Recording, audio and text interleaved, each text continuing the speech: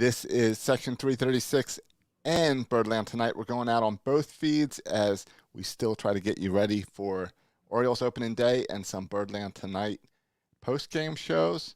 So, Matt, let's hit the music, and we can come in as 336 now. All right. Behind home plate, we bringing it to them all day. All day. You know what's up? Welcome to Birdland. Win or lose, we bringing it to you always. Always. You know what's up? Welcome to Birdland. Orange or black, we rebuild the pack. No matter where we at, you know we coming back. Section 336, we on this, so tune in. You know what's up? Welcome to Birdland. Yeah. Welcome to Birdland. You know what's up? Welcome to Birdland. Birdland. Now, here come the boys from Section 336. Ladies and gentlemen, boys and girls, Baltimore sports fans of all ages, welcome to Section 336, Next Generation Baltimore Sports Talk. I am your endearingly stuttering host, Matt Soroka. And as always, I'm joined by a guy who spent his Sunday night writing letters to the Queen in defense of Meghan Markle, the button lover, Josh Soroka. I did not watch that. I imagine you and your wife had a nice family viewing time to watch Meghan and Oprah, right? We did not watch it last night, but we will be watching it tonight together. So it's already set for us to watch. I've been trying not to read a lot of spoilers because Emma and I are going to watch it tonight together. But you also are probably the type of people who you probably watched The Crown together as well. Em watched The Crown. Em's more into all this stuff than I am. I don't even know if I said her name right, but I'm into Oprah actually more. I'm watching more for Oprah. I heard Oprah did an excellent job. That I know. That's what I heard. I didn't hear anything about Meghan or Harry. I heard everything about Oprah, which I think is great. Well, and I heard lots of. I didn't watch it, but I do listen to news and pay attention. Mm-hmm. So I did hear people today comparing Meghan. It's Meghan, right? Yeah.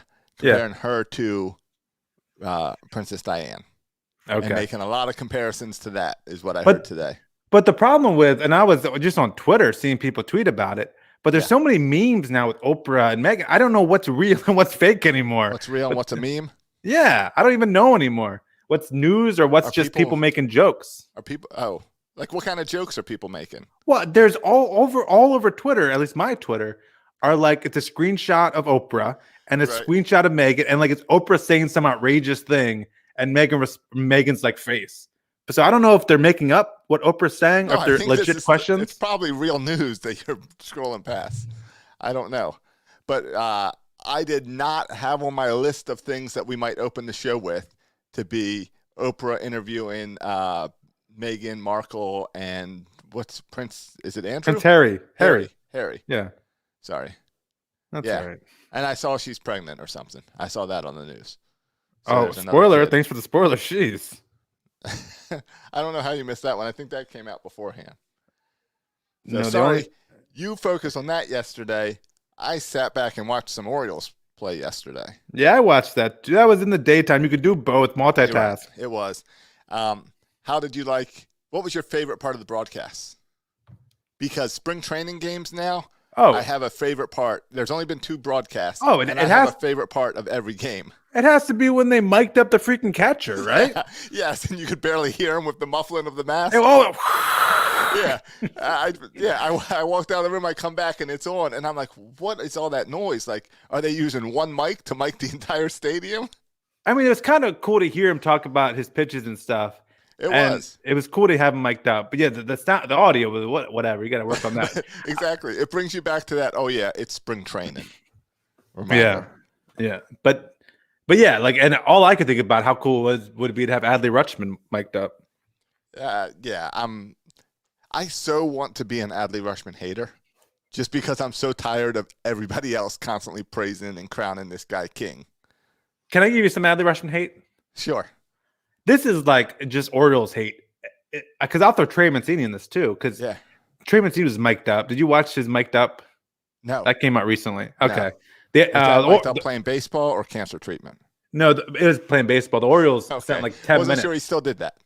The Orioles did 10 minutes of. No, he's back playing baseball. Cancer's old news. I know. The story is always, though, cancer. Yeah. No, but it was just him in practice. Okay. And he was talking about, there were some clips about him talking about the Ravens too with Chris Davis. But I'll say this about Trey, and I'll say this about Adley too.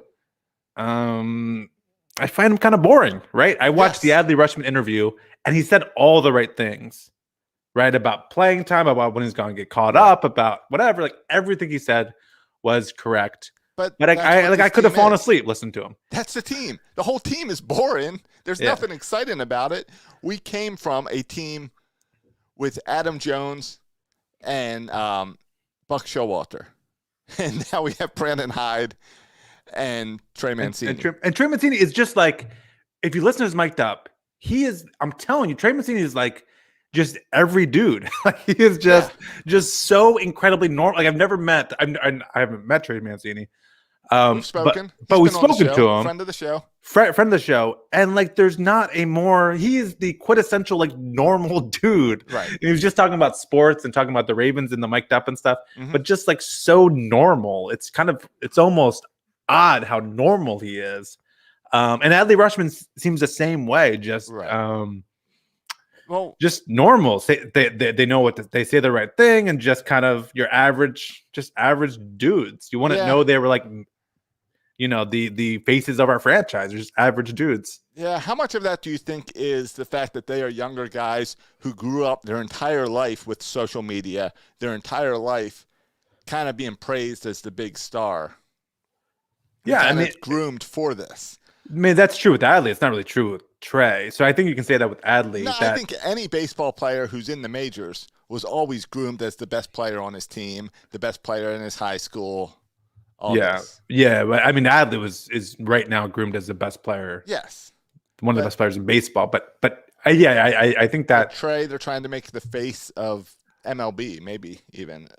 But Josh, all those are why I think baseball players and athletes in general sometimes are not normal for all the reasons you just said, because they're always the stud athlete. That I think is probably why they're not normal. No, I think, so I think Adley and Trey are the exception in this. I know, I agree with you, and I think the reason they are the exception is because they're younger, and it wasn't like I think other guys got to this point in their career without social media.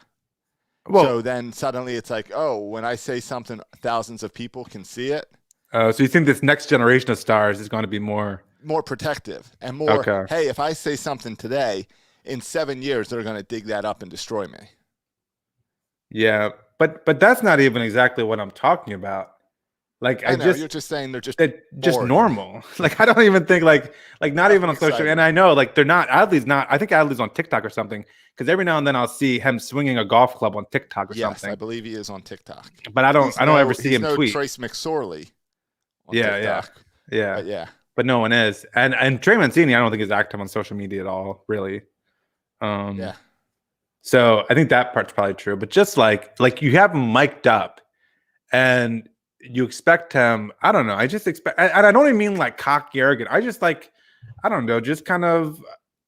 I don't like even me. Like I'm not normal. Like if you mic'd me up, it would be weird.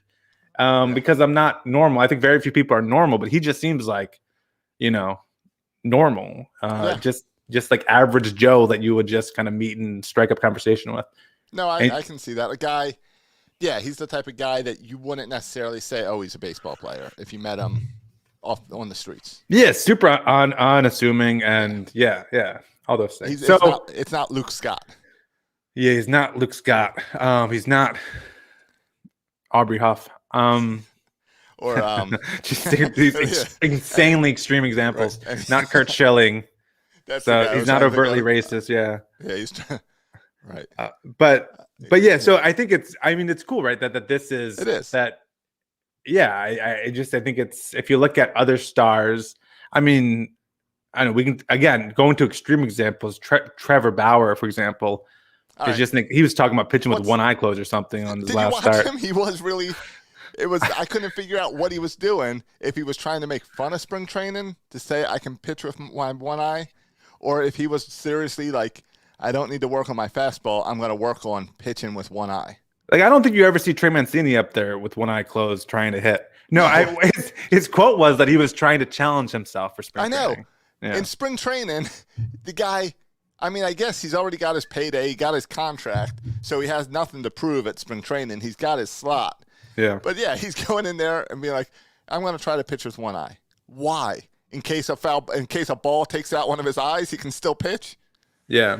Well, that's what we could. Well, this is good now because we can use this example. Because whenever anybody throws out minor league training stats or spring training stats, not my spring training stats, there's so many different factors that go into the stats. Like who are you playing? Like you could be pitching against a single A pitcher who was just thrown in there at the end of the game. Right. You could be playing against a guy who's throwing nothing but fastballs because he's trying to work a fastball. You could be playing a guy literally he's pitching with his eyes closed. Like that's your hits off of. So I think that's why spring training. That's one of the reasons. There's a lot of reasons, but one of the reasons that spring training stats can be really deceptive to people. Oh, they're totally deceptive. I think Trevor Bauer, as someone who's not a fan of his team, that's fine with me. Be a fool, whatever. I might be irritated if it was one of my players doing that and goofing off, or I might really enjoy it. I'm not sure. But I think he should have went all out and wore an eye patch out there. Yeah, really go for it. Or did what's the Netflix movie Birdman or something when they blind themselves? Bird Box. But that's 2 eyes. He needs 1 eye. And you though? Would it be really challenging to do it eyes closed? I know that 1 eye is supposed to mess with your depth perception or something, so I get maybe that's a little challenging. Trevor, if you really want to impress me, go out there and work on pitching with your glove hand. Yeah. Throw left-handed. Throw left-handed. There was I think I saw clips of Larry Bird playing a whole game and dropping 30 points with his offhand with his left hand. Yeah, go and do that. And that was in a regular season game. Yeah, I've told you before that I've been pitching a lot of softball down here. Right. Because when I joined this team, they didn't have a pitcher, so I became the pitcher. So I've been working on pitching, and I've been working on different angles and different speeds and different release points, trying to just mix things up to confuse pitchers. Yeah. And I was wondering when I was games at and practice slow last pitch week, softball if I should try to start pitching left-handed also. But I'd have to take 2 gloves out to the mound. Or maybe not. Maybe I wouldn't have to because we have a fence that the pitcher can jump behind and not get hit with the ball. So I could go without a glove and just pitch. Well, you could do the Jim Abbott route and just switch it really fast. Yeah, how'd that glove work? I got to look into that. He threw it and then real fast just put the glove on his throwing hand. Yeah. You're right. I wouldn't have to have a glove that. I was thinking I had to have a glove with 2 hands that could work left or right.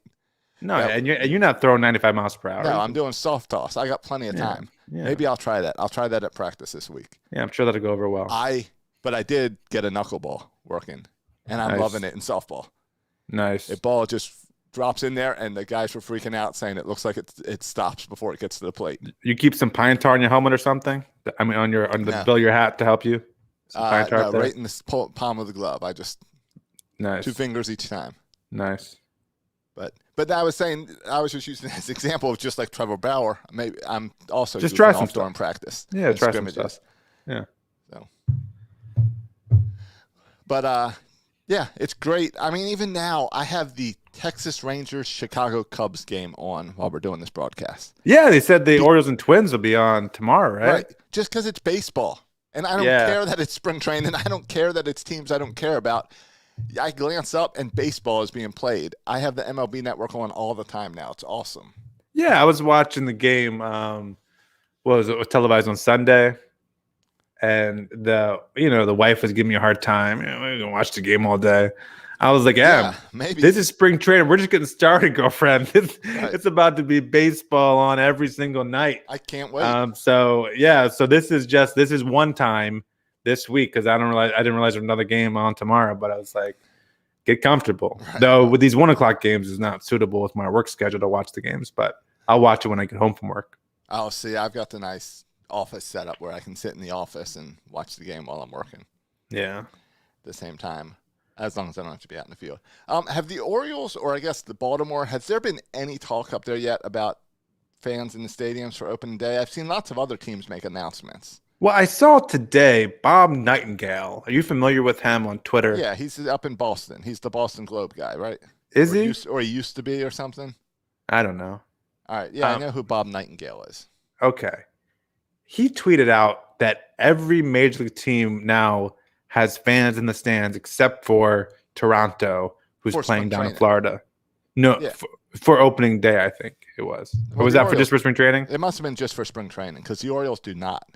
But the joke was that because Bob Nightingale tweeted it, that now that's not the news. Like that's now not the case because he's wrong on every single issue. Gotcha. Well, but they leave. Yeah, look, here's this tweet. It says now with Chicago making it official, every team in MLB is expected to open the season with fans at their home ballparks, with the exception of the Blue Jays, who will begin the year in Dunedin, Florida. Huh. Because I haven't seen. I was even searching. But Bob Nightingale is wrong a lot. But yeah. And that doesn't make sense because I haven't seen the Orioles say anything about fans in opening day. Yeah, there's been nothing about the Orioles about it, and you still can't buy tickets, so I'm not sure. Right, they have them. You can buy them on StubHub, and I don't know how that works. I'm guessing it's like someone who has full season tickets is listing them up there. But yeah, I don't know. So I mean, I expect there will be fans in the stands opening day, but again, nothing official been stated yet. But they also said they're going to televise some spring training games, but haven't seen that yet either. So I'm sure all these things are coming. Yeah. So opening day is like a month away now. Opening day is April 1st, but I think opening day in Baltimore, the home opener, is about a month away. Okay. Sure. Yeah. So yeah. So you would think they need to at least announce something. On the one hand, on the other hand, though, they could be waiting, right? They could wait. They could wait and to see how the vaccine rollout works and the COVID numbers. Sell the tickets with 24 hours notice. How long do you think it would take to sell out, or to sell out however many tickets they're selling? I bet you could do it in 24 hours. I think they'll sell out in 3 hours. Yeah. So what does it matter when they announce it? Me getting a ticket in the airplane. Yeah, I mean they got to get employees, but I'm sure everyone's on standby for it. Well, it won't be open to the public, but it'll be a reach out to our season ticket holders. Right. Josh, with the COVID year, and in this episode, there's some things I want to get to. There's a couple fan graphs things I want to get to that I think are really interesting, and I'm pumped about my ball force today. But with the attendance factor, do you think I just find myself really itching for baseball. It's just when you talk to people, it seems like everyone's itching for baseball. Yeah. More than usual. Do you think attendance for the Orioles, COVID aside, attendance will be up this year, even though we're still at the kind of the bottom of our rebuilding arc? Do you think attendance will be up just because of the Orioles are starting to rebuild? We got some younger players that are coming up, and because we haven't had baseball for a year. It all depends on COVID and how comfortable people are going out. I hear people all the time say, "Oh, well, I'll never eat out at a restaurant again. I'll never go to a concert again." Yeah. I'll never. So there's people who are learning. Their lesson from this is, I'm never going to be around strangers again. Yeah. So, but baseball is a little bit different in that it's outdoors, which I think matters to people. So I don't know, but I think there might be some people who are still hesitant this year. So I don't know. But I think for me, I'm so anxious to get to baseball, to be outside, to be normal. There was something, we talked a lot at the beginning of this and all year about how there's just this added stress with all the COVID going on in our lives that we don't even account for, and it's just there. And baseball and being around fans and cheering for something is such a stress relief that that's good. For all these cities to open up and let fans in, that's going to be good for those people to get out, to be cheering, to be together, and not just hiding behind webcams, So I hope attendance up. I just don't know. I don't know because it's hard for me to judge how people are outside of Florida. Yeah, well, and that's fair and probably true because it's a different thing going on down there. But I mean, even with forget the COVID protocols. I mean, the second game of the season, we could. I mean, how many seats we're selling? I mean, we're already in the COVID requirements on a normal night. Maybe so. On a Tuesday in the middle of April. Yeah. So I wonder though, with restricted seating access, if that will kind of drive up the anticipation or the demand of it. I mean, especially with the year off. I think, I don't know. I think it's fun. Spring training's all sold out. Yeah. There's that demand to get outside and see live sports. I think if it was the Ravens, yes, they would pack that. With the Orioles and the down year, I still think there's going to be that drive of it's nice out, the weather's perfect. I just got to get out. Yeah, and that's what I I'm like. hope there I'm is. feeling that too. I mentioned that too. Like, I don't have a strong desire to go into a packed restaurant. Like, that never really appealed to me even pre-pandemic. Right. But certainly does not appeal to me after I've been separated from everybody for so long. I don't want to be crammed into a restaurant, people. But the idea of sitting outside watching a baseball game, like that's about right. Like that sounds about good to me. And I'm tired of being in my house. So want to go somewhere. No, that's why I drove 3.5 hours each way to go see a baseball game. Yeah. So I would be shocked if fans are not in the stands in opening day, just given the way that both COVID numbers are going, given that it's outside, given the vaccine rollout. I'll be shocked if there's not butts in the seats come opening day. Well, I hope you're right, and I hope you and I have tickets and are at that game. Yeah, me too. I'm planning on it. So, hey, I was driving around today, and I was thinking through. We haven't put out a 336 shirt or anything in a while. Right. Like last year we did our 2 years ago we did our 2023 shirt. And that's still up on our website. And I was trying to think, what's a cool one for 2021? Yeah. And I came up with one. And I'm kind of shocked I haven't seen this on the internet yet. Because someone else should be making this shirt. And if not, we're going to make it. But you know our Fangraph stat? Our chance. What's our playoff chances? 0%. Right, 0.0. 0.0. So why is there not a shirt that just is the Oriole O dot the Oriole O and nothing else on it? Just to commemorate our Fangraphs point. Yeah, I like that. I mean, it's a bit insider-ish. Like, you would have to get that reference. I feel like that's the type of shirt that they should be selling at Camden Yards, like the old Trust the Process shirts and stuff. Yeah. Something completely inside, a 0.0. Yeah. No one knows what it's about. No, I like it. I mean, I think Manager Hyde's approach to that 0.0 mark, and I think Oriole players' remark was like, we don't listen to the media, and we're just focused on getting better, whatever. That's bulletin board material. That's I think the better response, would embrace be embrace it. You'll say, okay, you think we have a 0% chance of winning? Right. Watch us. Exactly. Yeah. Yeah, it's like what's it, Ted Lasso, when he has that poster up above his Believe poster? Yeah. Up there they need to put 0.0. Yeah. Right above the doorway to the locker room. Yeah. Yeah. And embrace it. That's what I would do. Yeah. I agree. Was that Fangraphs? I don't remember. Was that Fangraphs at the 0% or something? I believe it was Fangraphs. Yeah. All right. Hey, speaking of Fangraphs, a couple of Fangraphs notes here. They did release They just released top 45 prospects for the Orioles on Fangraphs. Okay. All right. You got the list? I'm betting Adley Rushman's number one. Adley Rushman is number one. Oh, I shoot. got you. Who's number two? Oh, do you want to just go and say the list, Josh? How many can you name on the top five? In order? Sure. Give me a moment. I couldn't do it in order. Gunnar Henderson's up there. He's number 6. Oh, number 6. All right. You got 2 stud young pitchers. Yeah. The Keegan Aiken? Nope. All right. No, I can't name it. You're gonna all have right. to tell me. I'm blanking on names. That's fine. Ryan Mackhouse is on. Ryan Mackhouse. He's number 4.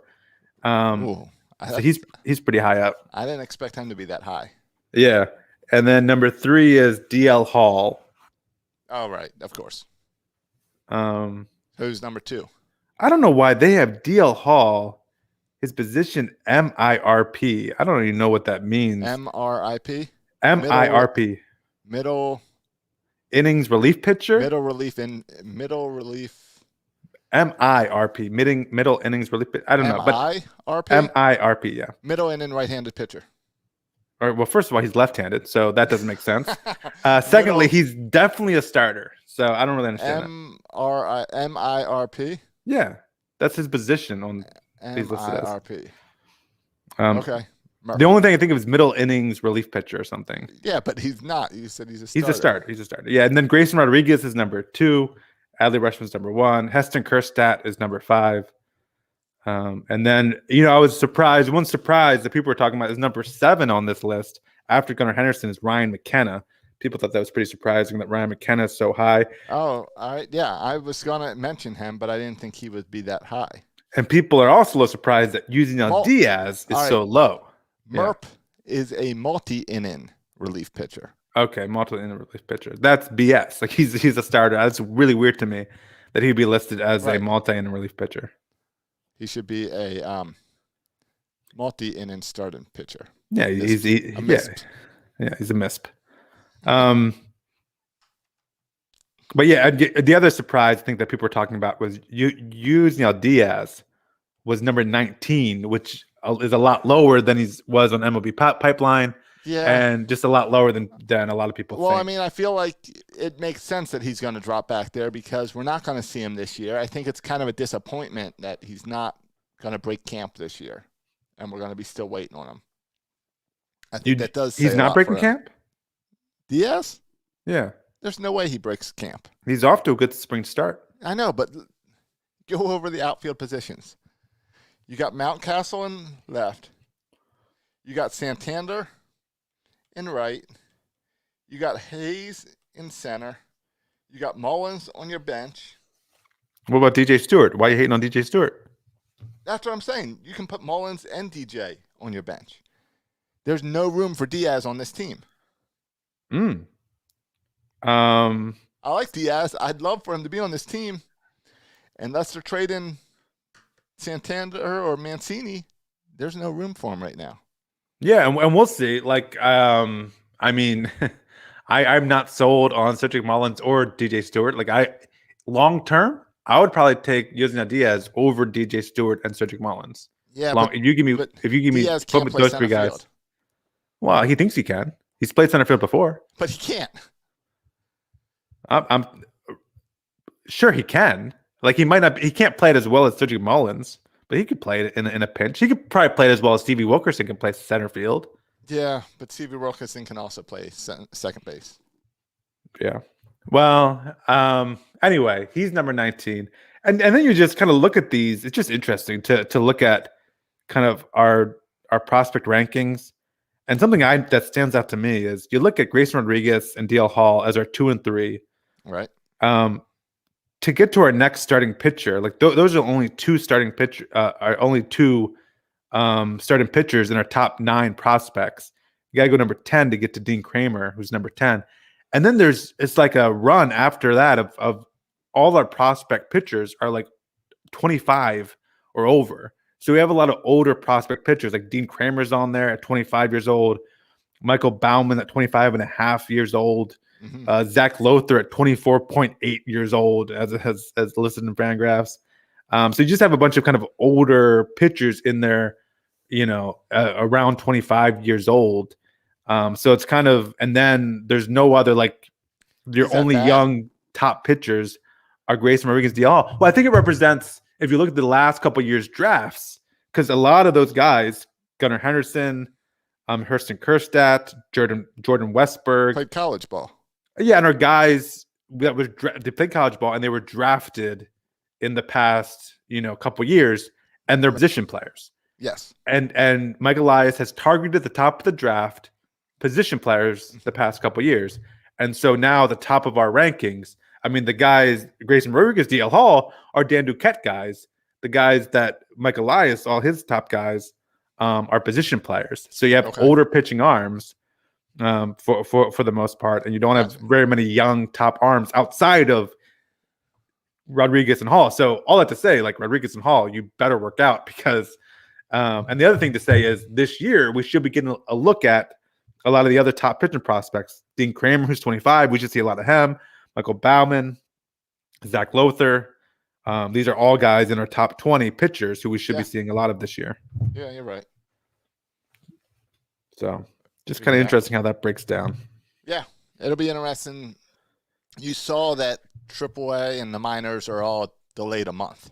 Yes. They pushed the season back a month, so we're going to have a little bit of Project Bowie again for the first month of the season. So we'll have to see who gets invited there? Yeah, they're saying 25, 26 players there. So it'll be interesting to see, do they just take all the AAA guys and stick it there? Do they take all the guys who got the spring training invite but didn't make it onto the roster and send them there? How do they determine who goes there? It will be interesting. Yeah, like I would imagine it's going to be mostly our AAA squad with maybe an Adley Rutschman or someone else thrown in. But remember, it's going to be the same time that like minor league camp starts out, spring training starts. Yeah.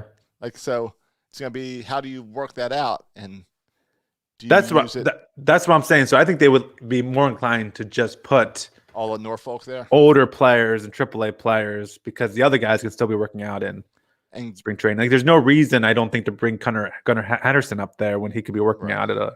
Yeah, I agree with you. I think last year it was that's our only place. Let's send anyone that we really want to get some work top prospects up there. Where we don't care. Where this year it's more of like, no, let's put people there that we might pull up and down as a taxi squad. Yeah. Hey, one other comment about prospects. Yeah. Are you concerned at all that Heston Kjerstad is MIA still? No, because he got COVID, right? Well, he got, what's it called? I can't even say the name. It's like a heart murmur or something that may be related to COVID, but they're not sure. But we don't know. Right. But this is going back to last year. I know. I mean, it doesn't concern you at all? No, we had one player just beat cancer. Okay. So you think it's the same situation? Maybe. I mean, it might be. I don't know. I mean, I feel for the kid. Myocarditis, it's called. Yeah. Yeah, I feel for him because it's like he's got an opportunity, and like he's a young kid who was getting the invite to big league camp, and it's disappointing. But no, I'm not concerned. I mean, they'll figure it out. Hopefully they'll figure it out so it doesn't affect him once he's up here, you know? Yeah, no, I'm okay. I'm really concerned. He's our number 5 overall prospect. We just drafted him with our top pick in last year's draft, and we have no idea what's going on with him outside of an episode of myocarditis. In February, early February, Mike Elias invited him to camp. He's saying here's a quote from Mike Elias. This is on February 12th. He's doing really well. We're going to have him at the camp, but we're still emerging from the timeline of that. It's a bit of a lengthy recovery timeline. There are also risk factors associated with the ongoing pandemic that we have to be very mindful and get very careful about. So he won't be there immediately. So he told us straight up, even when he was coming, he won't be there immediately. Yeah. But outside of that, Josh, this is February 12th. Outside of that, we've heard nothing. I know. Nothing about Kjerstad. But we did hear about what's the disease or thing called? Myocarditis. All right, we did hear about that last year because that's why Eduardo Rodriguez sat out. Yes. And didn't play because of COVID. Missed the entire season. Yeah. He took the whole season off because that flares up during COVID. Yes. But apparently he's coming back this year, but yeah. Right. So it tells me that there's already baseball players that are playing with this issue. So I don't know what happened, why he has to come in late. But and yeah, you're right. There's been no news in 3 weeks about it. But the fact that he's gone missing and there's no news, and his sickness was a heart issue, that all this has no effect. You think it's fine? Okay. I just like to know where we stand. Yes, I think it's fine. I'm gonna think positive about it and not really be too concerned about it.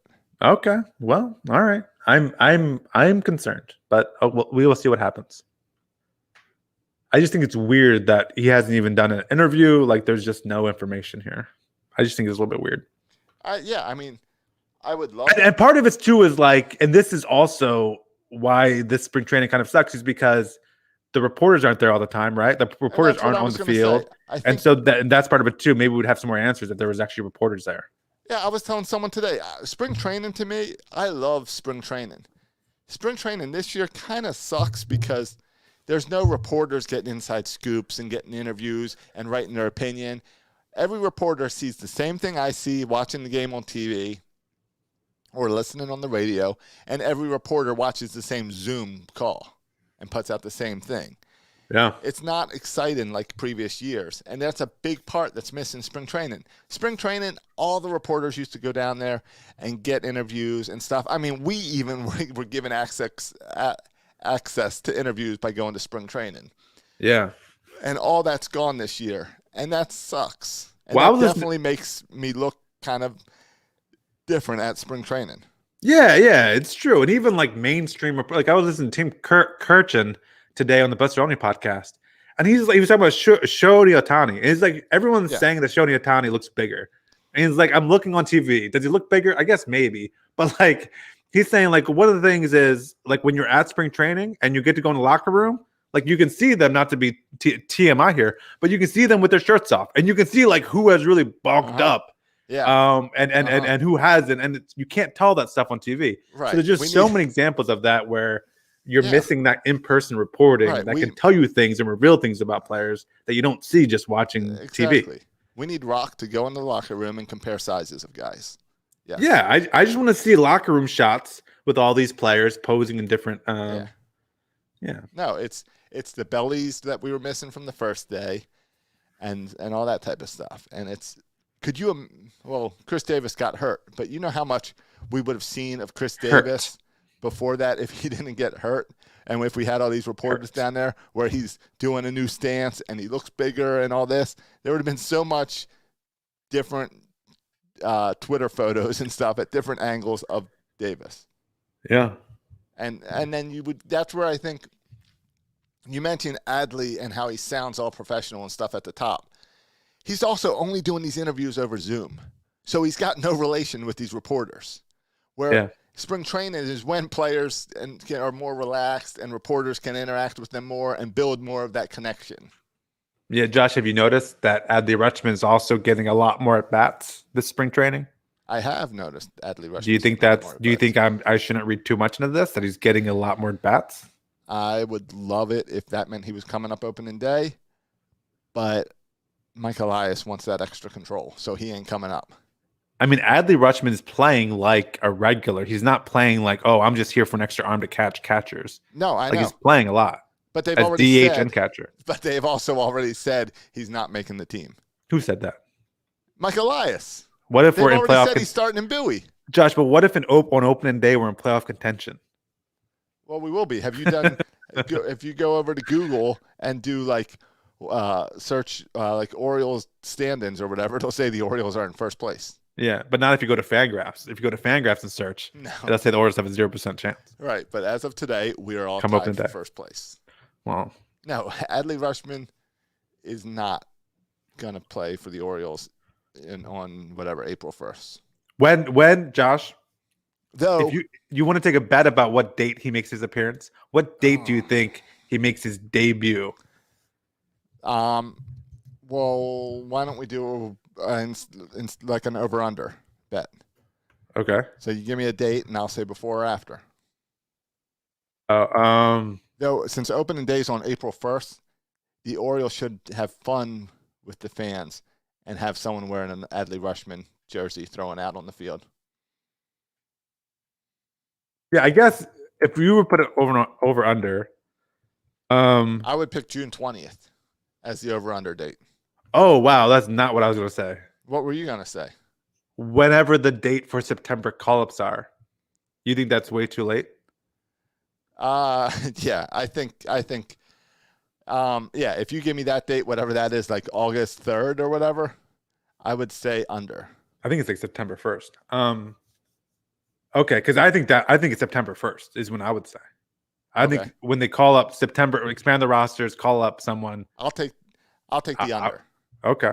Because I think he's going to hit his way out of Bowie. Okay. Now with AAA and AA starting in May, June, I think by the 4th of July he's with the Orioles. You think so? Yeah. Okay. Especially if they can trade Severino or something. Okay.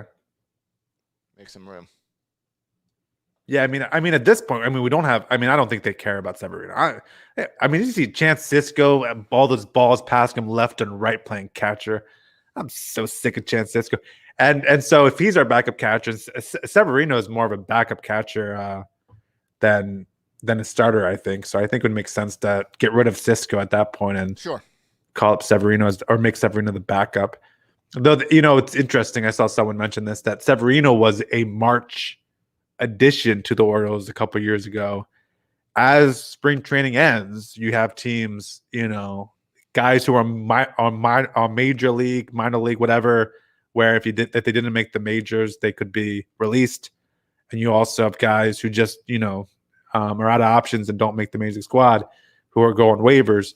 And so it'd be interesting to see if the Orioles could still add, like there still could be. We're talking about all these competitions now, but the job could end up going to someone who's not even on the Orioles right now, like was the case with Pedro Severino a couple years ago. Right. Yeah, I guess so. Do you think the Orioles still sign someone before opening day? I think they pick up someone on waivers before opening day that another team lets go. Okay. Yeah. So yes, you agree they're going to add someone. I think there'll be at least one guy, if not two, who's currently not on the Orioles, who will be on the Orioles opening day roster. Okay. Yeah, I buy that. I agree with that one. Hey, before we get all completely away from Fangraphs, one other Fangraph story. Okay. This is from what is this? This is from this past week, March 7th. When was that? Yesterday.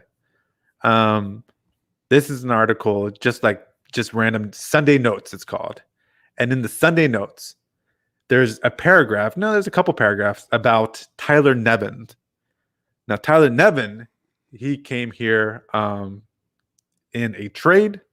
And I just wanted to read real quick what Fangraphs said about Tyler Nevin when he arrived in Baltimore. Here's what it says. It says, a PowerPoint presentation awaited Tyler Nevin when he came over to the Orioles from the Colorado Rockies at last summer's trade deadline. Remember, that was the trade for, oh my gosh, the reliever. Now I'm blank on his name. Miguel Castro. Right. Last year. Yeah. And PowerPoint, by the way, Josh, I thought everyone used Google Slides now. I guess people still use PowerPoint. Good for them. I think no matter what people use, they call it PowerPoint. I use Keynote all the time, but I still refer to it as PowerPoint. Do you? And in the office workplace, people still use PowerPoint. Because when I send slides in to my boss or other people, I have to convert it to PowerPoint. Oh, really? Yeah. See, we're a whole Google school, so we just use slides and Google Docs and all that stuff. Yeah, but see, most people don't like the fact that Google spies on all their stuff. Oh. So especially probably Major League Baseball teams. Yeah. Major League Baseball and like corporate America won't use Google stuff because of that. Because it's all shared. That's true. Yeah. Good point.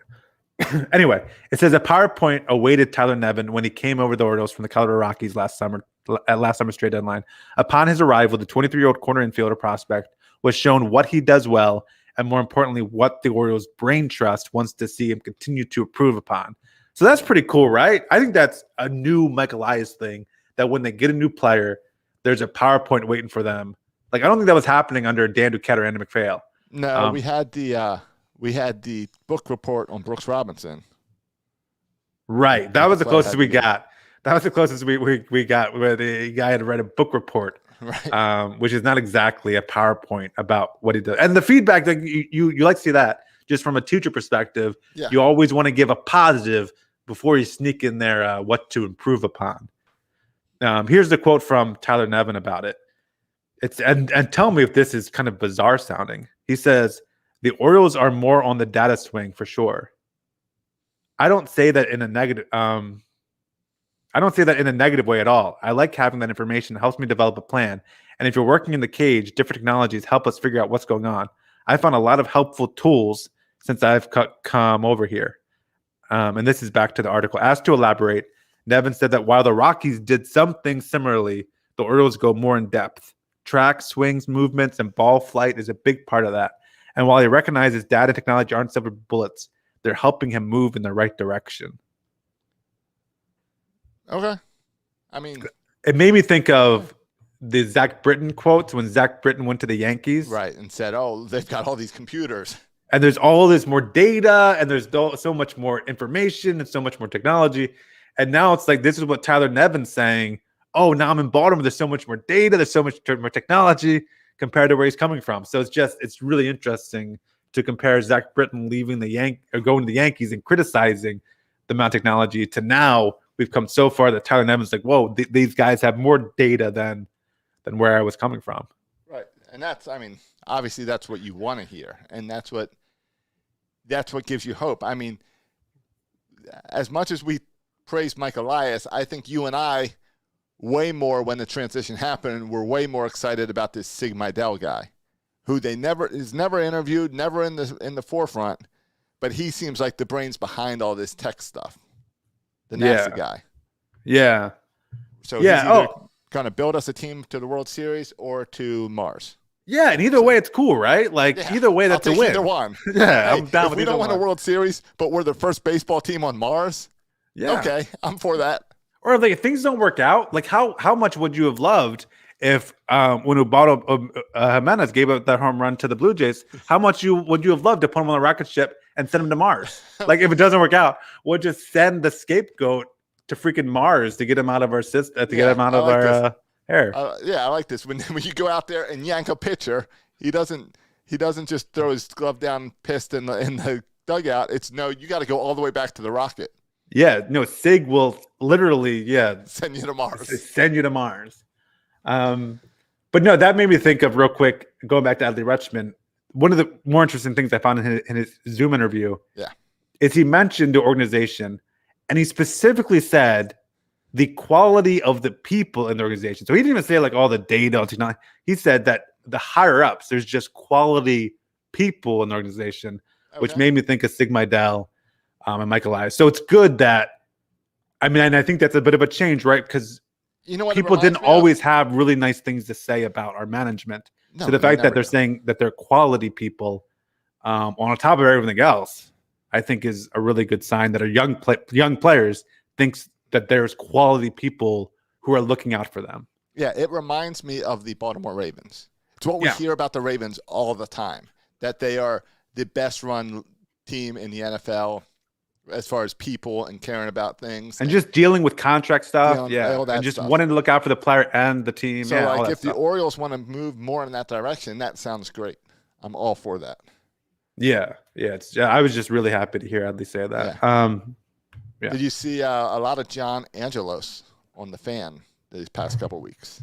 Yeah, I've listened to about half of the interview stuff. It's weird, right? Because it's a long interview and they're releasing it in 30-second clips every day. It's really annoying because all the commercials say a 2-hour interview, 2-hour sit down, but they release about 90 seconds at a time of the 2 hours. They're really dragging this out. Like even more than the Oprah Megan stuff is being dragged out. Yeah, even more than the Orioles Twitter 64 account is being torn is being dragged out.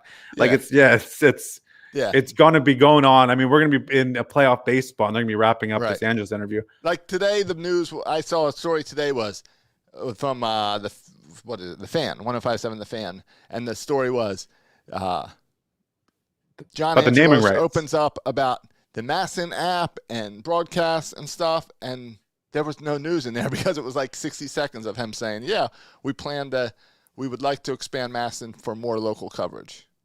And we're going to have some spring games later in the year. And, we'll have some future plans where you can pay for MASN. None of it was news. Yeah, in fairness, two things in fairness. One, I don't expect him to break any news. No, me Two, either. I think they're like 9 minutes. I think they're 9 minutes or so. 9 to 10 minutes. But John Angelos is like, he'll talk. So I feel like you give him one question and he'll talk for 5 minutes. So they get like 2 questions in. But you know what it is? And then it's the end of the clip. It's stupid radio. It's why we don't listen to the radio. That is why. You're right. It's why we all listen to podcasts. Right, because in podcasts, you can sit down with someone for 2 hours and put it on a podcast, and it's entertaining. Radio, you get 10 minutes of content, 10 minutes of commercials. Back and forth.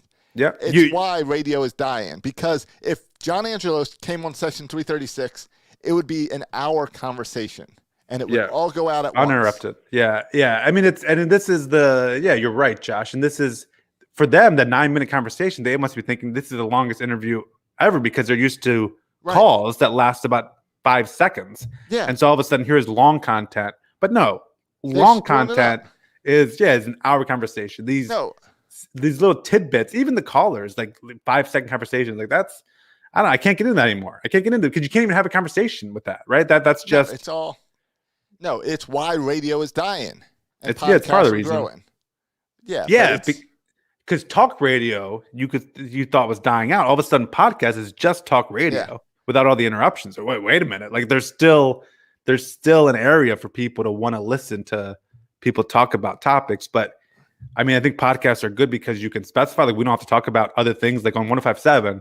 I think they feel the need to, right, to cover whatever's going on in the world. Cover the difference, cover the NBA All-Star game, Right. whatever. Like, Where we if can we just had- talk about Orioles. And if we had John Angelos, that's all we would do for an entire episode. Is this week, it's a sit down with John Angelos. Here you go. Like we've done in the past with Trip Norton. Yeah. So, yeah, But- it's just. So yeah, I've been listening to some of that, and you're right. It's no news, but it's. I mean, I like John Angelos. I like John Angelos too. And they asked him your favorite question. They asked him, "Are the Orioles moving?" Oh Did yeah, you see his response. Yeah, they're not moving. I We talked don't about that react- last week, didn't we? I don't know. No, I think we talked about it on Birdland Tonight. Okay. Yeah, I don't react to rumors because it's untrue. The team would never move. It will never move. It's here now. It's here forever. It's been here 66 odd years. It's going to be here another 66 more or longer. What can I say without any speculation? I've said it before. The Orioles will never leave Baltimore. No one in this partnership group who are local, homegrown folks would allow this to happen and would want this to happen, and that will not happen. And somewhere in the larger Baltimore area, Nestor's chucking his phone at the wall. So angry. Oh no, he's not. He's saying he wouldn't be so angry and try to put his foot down so much if he wasn't moving to Nashville. Oh, he He's does lying. protest too much. He's Yeah. lying. Exactly. They said the Colts would never leave either. Yeah. So yeah, he's not gonna let that die. Hey, one other thing I want to get to before we get to our ball four. All right. We saw Felix Hernandez have his first start. We saw Matt Harvey has his first start. We see tomorrow Dean Kramer has his first start. Yeah. And we've seen John Means with a few starts. Yep. But Felix Hernandez. Yeah. I think his hardest thrown ball was like 86 miles per hour, sitting 84 or 85 with his fastball. That's John Means' changeup. Are you concerned that Felix Hernandez has no velocity? Do you know what the average And he's not a fastball knuckleballer. velocity was for the Orioles last year? For the Orioles? For the Orioles, average fastball Starters velocity. and relievers, or just starters? I think it was just starters. I would say 92. 91. Okay. Correct. The sixth slowest fastball average in the majors. So we're not the worst. But Yeah, but nothing Felix Hernandez is going to bring fancy. that down. So if Felix Hernandez can get high 90s, or I mean high 80s, he's at least in that ballpark. But he wasn't opening day. He was mid 80s. All right. Yeah, but he's spring training. He's probably loosening up. All right. I'm not taking anything. He's also from spring old. Training. All right. I get that he's old. Yes. All right. Yeah. No, I'm not taking. I'm not. It's definitely not from the first start. Am I taking anything away from spring training? All right. I mean, I think I take a little away from velocity, but you're right. It's just one start. Yeah. So We'll see. all right. See what he does. Didn't he also like strike out two guys though with that speed? Yeah, I mean, he got outs. I Yeah. joke that he's, but he also gave up runs. I don't know his exact stat line, but it was only He had I a think really good first inning, and then the second inning. I think he gave up two runs in the second inning. Yeah. I say he's old as dirt, but he's young. He's younger than we are. But yeah, but he's 35. So Yeah. but Right. old as 35 is dirt. old in baseball years. yeah. So all right, I think that's just something to watch. His velocity. I think Uh-huh. that could be a story if he can't get it higher than 85. All right. All right. You ready for some ball four? Yep. I got a couple of good ones for this week. All right. Ball four is where we go a little outside of baseball and talk about what else is going on in our life. Yep. Hit that intro music and then I'll jump right in. I can't find the stupid thing. All right. I'll go. My ball four or Ball one. Ball one is the game solitaire. I've been playing a ton of solitaire on my phone. That's how I pass all my time now. Oh, that's great to hear. I've gotten tired of all the actual like modern phone games and have gone back to the classics solitaire. and Oh, good for spent you. A lot of time playing solitaire. Play any Minesweeper recently? No, it's just solitaire. All right, that's an oldie. It's good to see some things never really go away. It's probably been 20 years since I played solitaire, so now I'm really big into it every day. All right, cool. So it's been a while since I've said a book on here. I got another book. All right. I've been reading a lot of young adult literature, and I just don't like most of it. So I'm not gonna come in and recommend it. But I read one. Josh, you read The Hate You Give? You read that one? Yeah, I've read The Hate You Give. Okay. And I read the sequel, the one that comes after it. Okay. Did you read the third one? There's a third one? It just came out, Concrete Rose by Angie Thomas. Crap. And it tells the story of Star from The Hate You Give. It tells the story of her dad. Hold so on, it's what's like it called? Concrete what? Concrete Rose. Rose? Yeah. Okay. And it tells the story of Maverick, who is Star's dad. Yeah, her dad that owns the corner shop and in his little town city. In Garden Heights. Yeah. In Garden Heights, because he wants to kind of bring some good back into the community. Yeah, so it's him growing up. It's him in high school. And it's good? It is. I think it's her best one yet. All right. I'm going straight to Audible tonight, so I can read that tomorrow. I love The Hate You Give. I loved On the Come Up. I think this is her best book yet. You didn't know I read those books, did you? I didn't know you read On the Come Up. I'm surprised. I thought you read The Hate You Give. I thought we talked about that before, but I'm surprised you read On the Come Up. No, did you like On the Come Up? Yeah, I did. That's pretty good too. I find an author that I read everything they have out there. Yeah. I'm like in awe of Angie Thomas. This is because Hate You Give was her debut novel. Yeah. Her second was on the 3 home runs. Who does that? Well, 3 home runs. I don't know. They're all the same. It's like a trilogy. Yeah. So I don't know if she can write outside of these characters. Yeah. So I think that's the challenge. You'll see people like the Hunger Game trilogy, where they can write 3-4 stories that take place with the same characters in the same world. I'm always way more impressed at a guy like Stephen King, who can write so many different stories in different worlds. But Josh, don't think it's a little bit different with Angie Thomas because it's not like the Hunger Games is like one just long story. These are 3 individual stories. They're not really that connected, except for they take place in the same Garden Heights area. Like one is specifically about one topic. The other one's about a different topic. And this one is about a little bit. But again, it's the same world. So once you build that world, I think it's easier because then you can think, all right, I've got this world. I'm going to focus and think about this one character in that world. And now I'm going to think about the other person in this world. And now the third person in this world. Yeah. So I think it makes it a little easier. But yeah, I mean, but again, anyone that writes a book is impressive. Yeah. And to push back just one more time, the other thing is, though, with those books, like the reason I love The Hunger Games, the reason I like Maze Runner is I hated Maze Runner. Oh, I liked it. But then I read the next ones and they were terrible. Like the Scorch Trials or something. Atrocious books. Oh, see, I didn't like Maze Runner, so I didn't go on to the other ones. Oh, see, because I thought the Maze Runner, and I don't know about Hunger Games. It's been too long since I've read it. But a lot of these books, like the writing itself is whatever, but the concept, right? For me, like the Maze Runner concept was just really cool. Yeah. Like the concept's intriguing. All right. The writing ability doesn't matter. But with Angie Thomas, like she writes just about real world stuff. Yeah, so it's like not a sci-fi. The concept isn't going to carry her. Yeah, the sci-fi dystopian is not going to carry her. Yeah. Like the dialogue and characters have to carry her. So speaking of concept, I know you liked Ready Player One. Did you read Ready Player 2? Yeah, it's on my to-read list. I haven't read it yet. All right, I have. Have you read it? Yes. Okay. It's I heard mixed reviews about it. That's why I'm a little nervous about it. It's fine. It's like it's just fine. Well, when I just said, "Oh, it's easy once you already have the world and the characters to keep writing stories." Yeah. Apparently, not so much.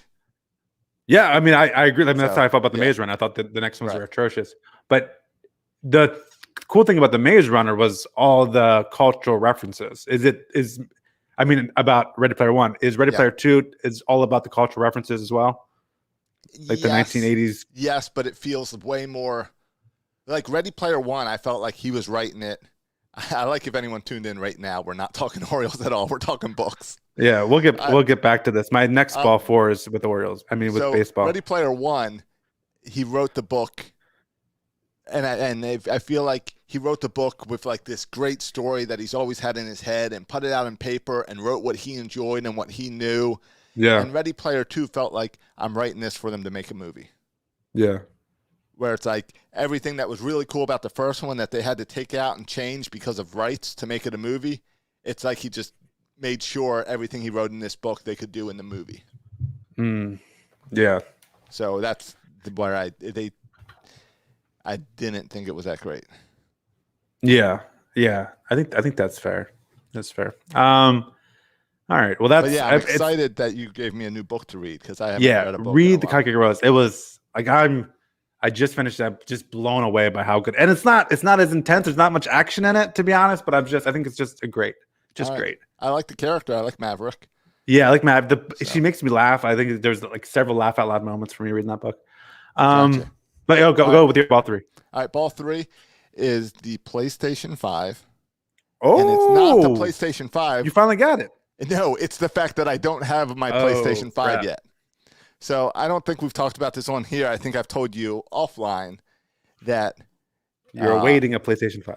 At the beginning of February, like the first week in February, a friend came to me and said, "Hey, I have this work at this distribution warehouse. I can access PlayStations and Xboxes before they get sent to Best Buy.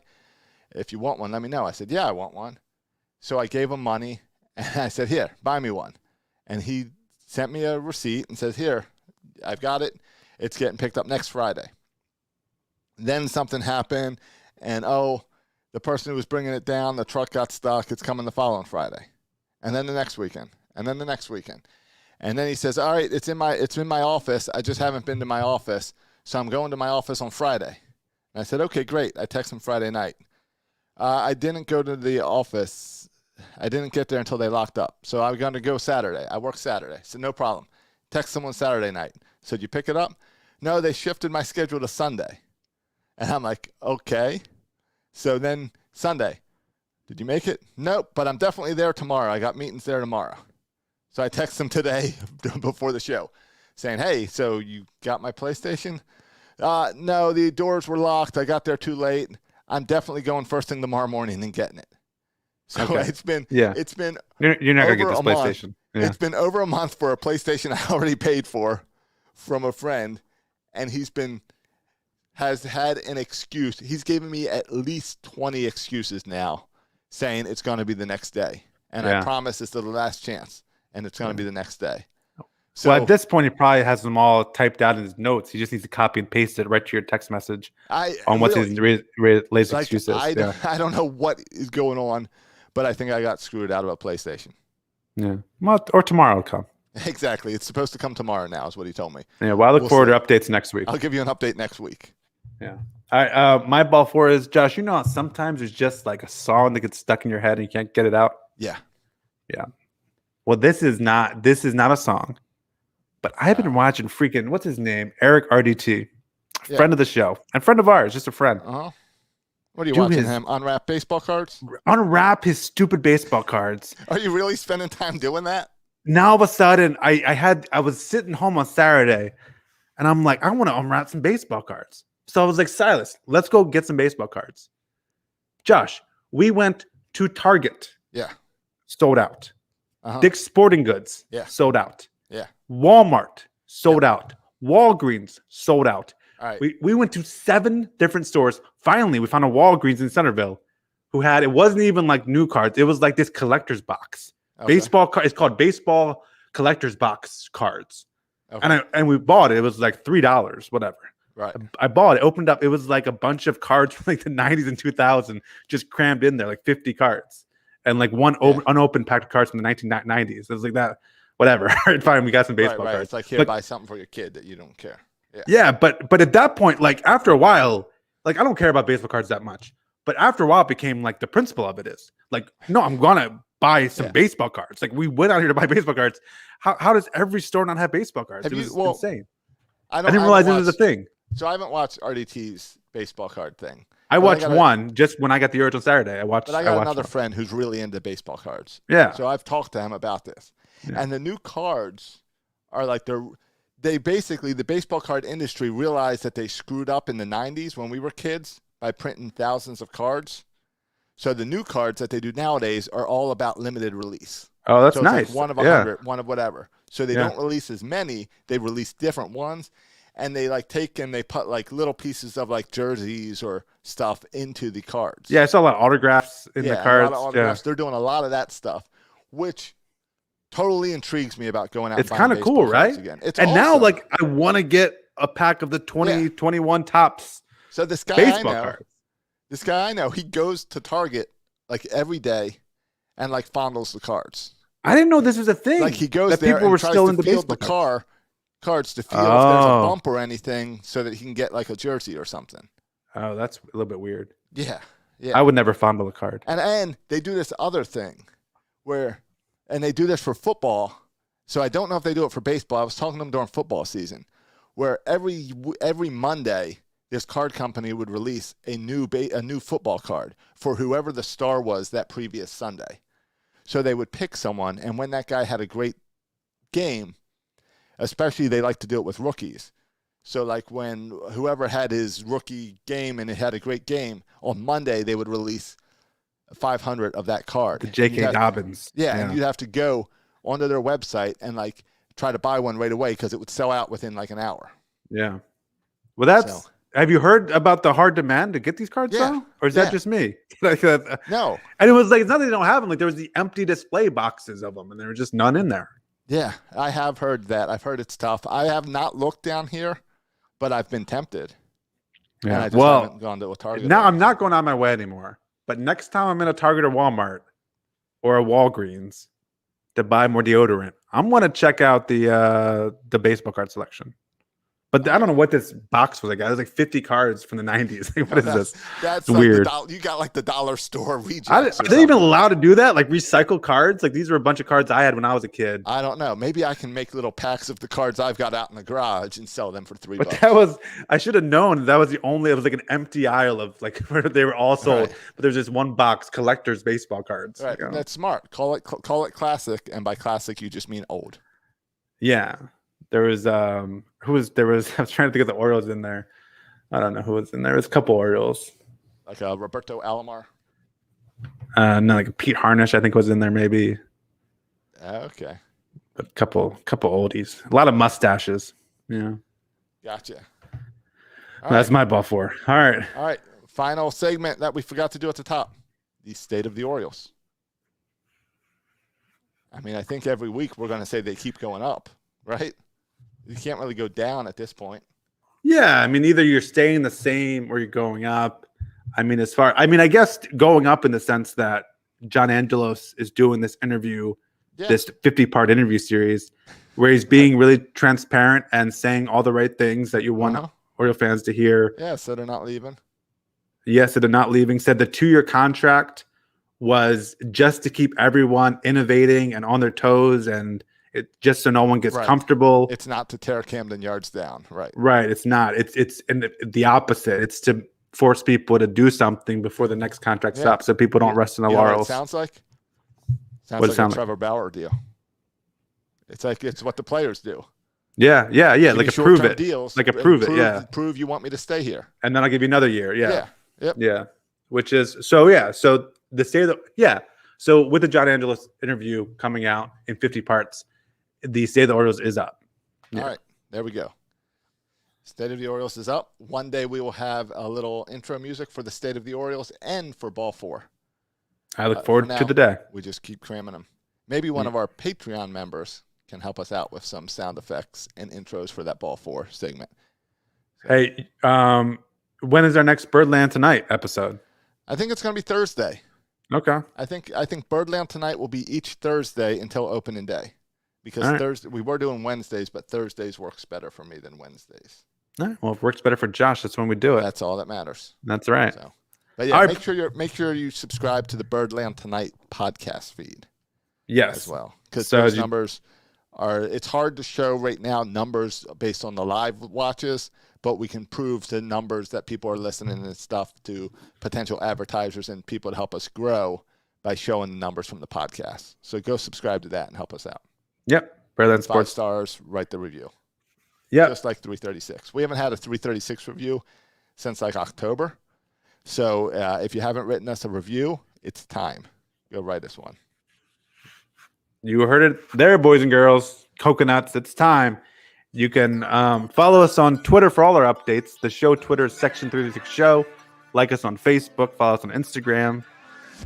You can also follow us on us on Twitter. You can follow me on Twitter at Section336. You can follow Josh on Twitter for all of his hot takes on Meghan Markle and the Queen. At Josh Soroka. All right. Thanks for listening, boys and girls. And as always, go O's. And go Megan.